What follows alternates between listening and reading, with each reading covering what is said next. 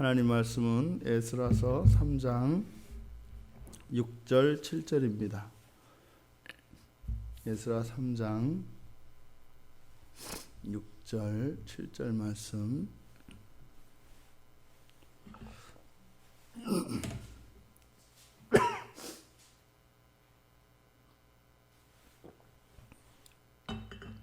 우리 같이 한 목소리로 함께 읽겠습니다. 일곱째 달 초하루부터 비로소 여호와께 번제를 드렸으나 그때의 여호와의 성전 지대는 미처 놓지 못한지라. 이에 석수와 목수에게 돈을 주고 또 시돈 사람과 두로 사람에게 먹을 것과 마실 것과 기름을 주고 바사왕 고레스의 명령대로 백향목을 레바논에서 욥바 해변까지 운송하게 하였더라. 아멘. 주관적 신앙과 객관적 신앙 이라는 제목으로 설교하려고 합니다.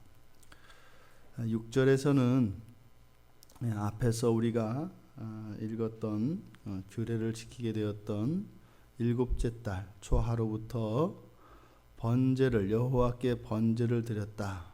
하지만 여호와의 성전 지대는 미처 놓지 못했다.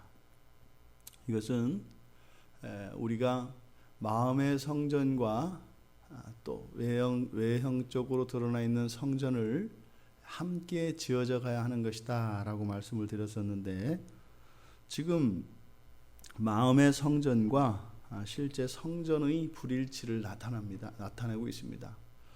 지금 이러한 일은 어찌하였든 이들이 이스라엘이 죄로 말미암아서 70년이라고 하는 바벨론 포로 생활을 겪었기 때문에, 또 그 성전이 회파되어져서 다시 성전을 지어야 하기 때문에 이들이 맞이하게 된 비참한 현실입니다. 죄의 결과로 인한 것이죠.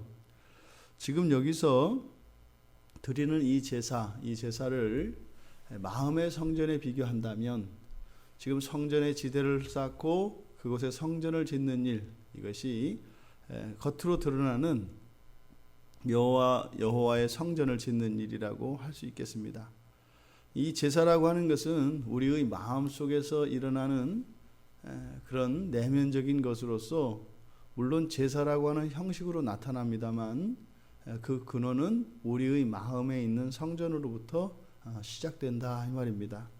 그런데 이것은 지금 여기에서 처음 시작된 것이 아니라 바벨론 당시에서 바벨론에서 포로 생활을 할 때에도 여전히 제사는 있었습니다.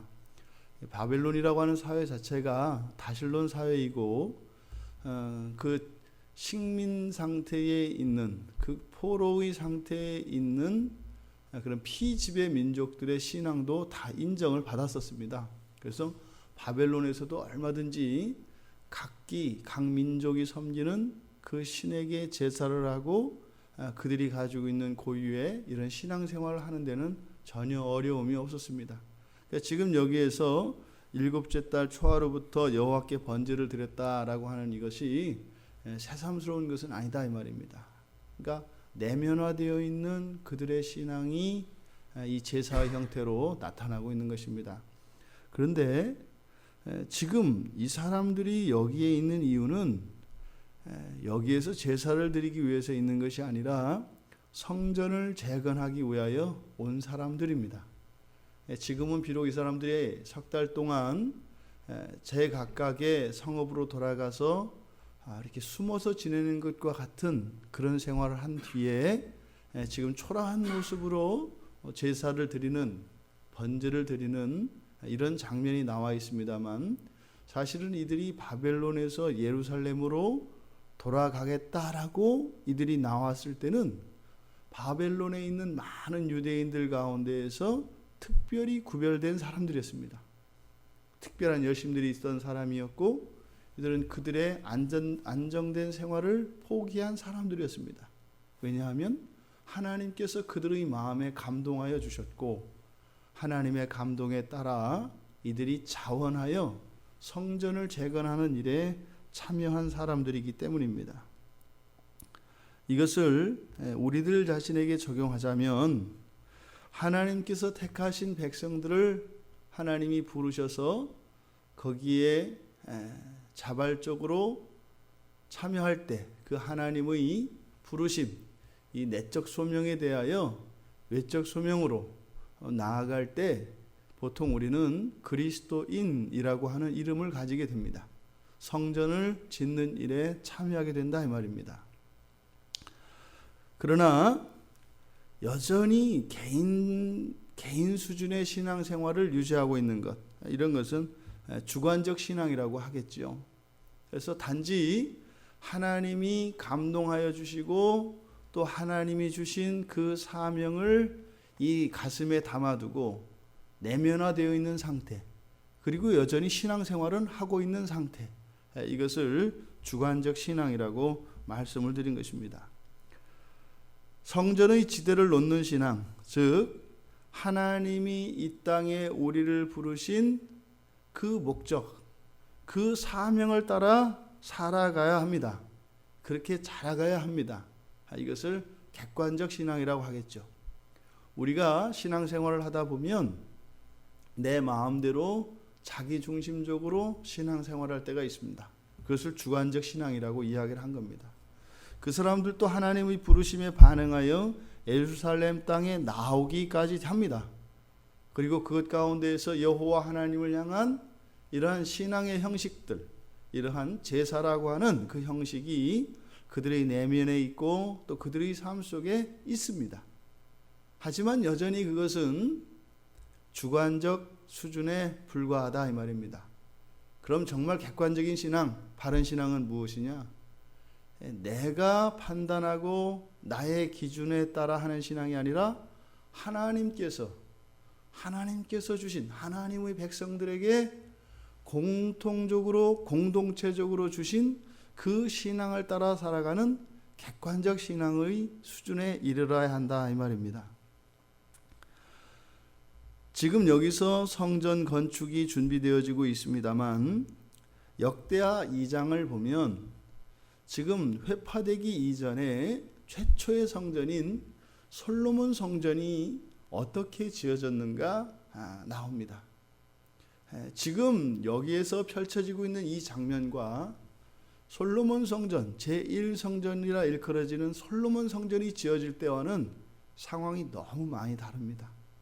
뒤에 가서 이제 노인들이 옛날의 성전의 영광을 보고 우는 장면이 나오는데 그 뒤에 성전이 세워지기 이전 준비되어지는 과정에도 엄청난 차이가 있습니다. 450년 전이었음에도 불구하고 역대하 2장에 보면 솔로몬이 두로 왕인 후람에게 사절을 보냅니다. 그러니까 성전에 사용할 제목들과 기술자들을 요청하기 위해서 먼저 사절을 파견합니다. 그런데 지금 여기서는 어떻게 해요? 석수와 목수들을 파견합니다. 그리고 그때는 엄청난 인원이 동원됩니다. 그리고 그때 같은 경우에 짐꾼만 해도 7만 명입니다. 그리고 벌목하는 사람은 8만 명, 그리고 3,600명이 일을 감독하는 감독자로 보내어집니다. 어마어마한 숫자입니다. 지금 포르지에서 귀환한 숫자의 총합이 대략 3만에서 4만 정도 사이가 되거든요. 느헤미야와 에스라가 기록한 숫자의 차이가 좀 납니다. 대략 3만에서 4만 명 정도가 포로지에서 성전을 재건하기 위하여 예루살렘으로 귀환했습니다. 그런데 지금 그때 당시엔 어떻다고요? 일꾼만 해도 11만에서 12만 명에 이릅니다. 지금 똑같이 성전을 짓고 있습니다. 그 유대인들이 섬기는 그 하나님, 여호와 하나님, 동일한 하나님입니다. 그 동일한 하나님을 위하여 성전이 지어가는데 이 어마어마한 차이가 어디에서 나올까요? 그 시작은 바로 죄의 결과로서 이들이 맞닥뜨리게 된 포로 생활의 그 차이점입니다. 그러니까 이 죄의 결과라고 하는 것은 매우 치명적이고 그것은 그들의 신앙과 그들의 삶 전 영역에 굉장한 영향을 미칩니다. 여기서는 민족 전체의 죄의 결과로서 포로기입니다만 이것을 오늘날 우리가 살아가는 기독교인들의 그 신자들의 작은 죄의 하나하나의 결과들은 우리의 인생과 우리의 신앙에 분명히 악영향을 미친다는 것을 우리는 잊어서는 안 됩니다. 그러니까 지금 포로지에서 돌아온 이들이 최선을 다하는 것과 죄 이전에 최선을 다하는 것, 이것은 본질적으로 분량면에서 어마어마한 차이가 있다 이 말입니다. 우리는 항상 죄를 한번 짓고 나면 우리의 최상, 우리의 최선의 수준이 달라집니다.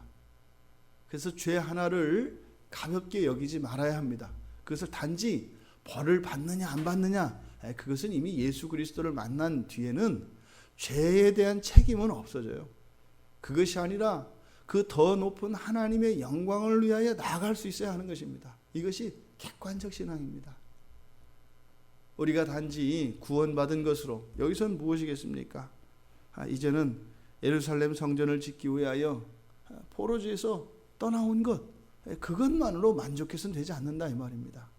과거의 그 영광을 생각하며 앞으로 이 이후에는 다시는 이런 포로지에 가는 일이 없도록 자신을 지켜야 하는 것이죠. 어찌하였든 이들은 성전 건축을 준비하게 되었습니다. 이제 그동안의 과정을 한번 살펴보면 맨 먼저 하나님께서 정하신 때가 되었습니다. 70년의 포로 기간이죠. 하나님의 정하신 때가 되었고 그때 하나님께서 고레스의 마음을 감동시키셔서 고레스로 하여금 유대인들을 돌아오게 했습니다. 이때 고레스는 이방인 교회를 상징한다고 말씀을 드렸습니다. 교회를 통하여 이스라엘을 회복시켜 가고 계시는 것이죠. 그리고 백성들의 마음을 감동시키셔서 자원하는 이들을 부르셨습니다.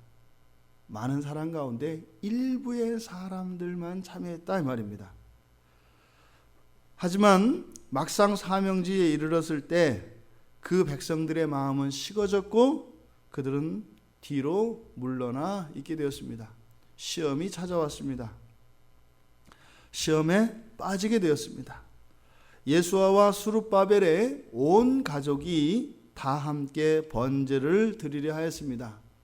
이것은 지도자 가족을 통한, 가족 전체를 통한 신앙의 회복, 또 더 나아가 경건 생활이 얼마나 중요한 것인가 하는 것을 우리에게 교훈합니다. 그때 온 백성들이 마음을 돌이켜 다 함께 번제에 참여하게 되면서 회복되기 시작하며 모두가 사명의 자리로 돌아오게 되었습니다. 공동체의 회복이고 이것은 교회의 건설입니다. 여기에서 성전 건축을 하기까지 있었던 이러한 일련의 과정을 우리들 각자에게 적용하며 우리들의 신앙과 우리의 삶을 점검해 볼 수 있게 되기를 바랍니다. 우리는 어찌하였든 우리의 마음과 또한 우리가 이 세상을 살아가는 동안 교회를 세우는 일에 우리는 열심을 내어야 합니다. 그것은 이 세상의 영화를 위한 것이 아닙니다. 그 영원한 나라의 그 하나님 나라의 그 영광이 무엇인지 안다면, 실제로 로마서에 보면 우리 안에 내주하시는 성령, 얼마나 엄청난 일입니까? 그런데 이것은 시작에 불과하다고 이야기합니다. 성령이 우리 안에 거하시는 것이 장차 우리가 그 영원한 하나님 나라에서 누리게 될 것에 비해서는 시작에 불과하다고 해요. 그 성령의 역사가 말입니다. 바로 우리들이 우리의 마음의 성전과 이 땅에 있는 교회를 세워가는 일, 이것은 우리의 신앙을 주관적 신앙에서 객관적 신앙으로 나아가는 성숙한 신앙으로 나아가는 것을 의미합니다. 그래서 우리의 인생의 모든 것이 그 하나님의 부르심을 따라 그 하나님의 영광을 따라 살아갈 수 있는 우리 모두가 되기를 주님의 이름으로 축원드립니다.